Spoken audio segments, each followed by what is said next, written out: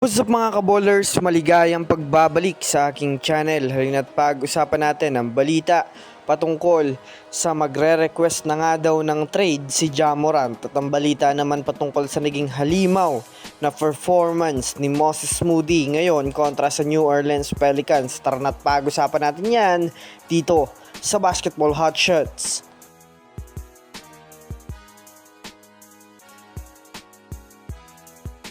Una nga muna tayong dumako mga kabowlers sa balita patungkol sa magre-request na nga ng trade si Ja Morant sa Memphis Grizzlies. Well, kagaya nga po mga kabowlers ng naibalita ko sa inyo, bukod nga sa hindi maganda ang sitwasyon ni Ja Morant sa kanyang kupunan dahil sa kaalitan niya ngayon o kaaway, ang kanilang coaching staff ay kasalukuyang madalas nga pong palaging talo ang kanilang team. Masasabi nga natin na mukhang ito na nga po mga kabowlers ang simula ng biglang pagbagsak ng Memphis Grizzlies bilang isang contender sa liga. Kahit man nga po nasa kanila pa itong si Ja Morant at Jaren Jackson Jr. ay hindi na rin naman nga po masyadong ramdam ito, lalo pat mas nasasapawan na nga sila ngayon ng ibang mga teams na hindi masyadong kilala ngayon sa liga.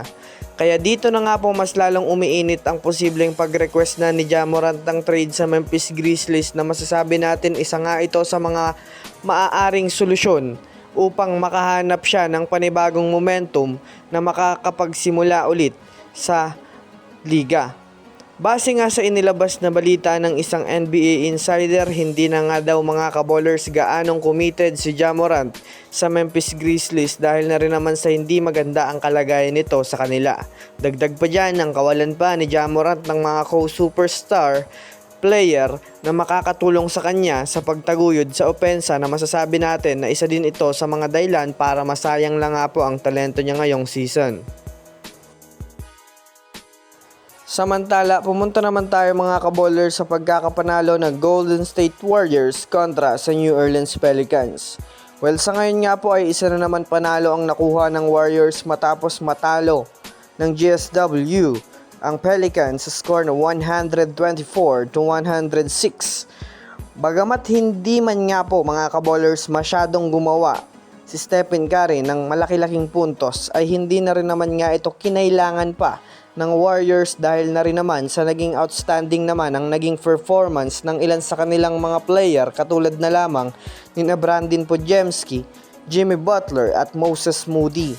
Ngunit matapos nga ang laro, pinag-uusapan nga ngayon ang naging halimaw na performance ni Moody sa pagtatala ng 7-3 sa first quarter lamang. Dahil nga dyan, kasalukuyang nalampasan na nga nito ang prime Klay Thompson at si Buddy Hield ng nakaraang season, na masasabi nating nakagawa nga ito ngayon mga kabowlers si Moses Moody ng panibagong history sa kanyang karera sa NBA. Tuwang-tuwa nga po mga kabowlers si Stephen Curry sa pinakita ni Moody, at kahit nga ang mga commentators ay sobrang namangha sa naging matindi nitong shooting ngayong araw.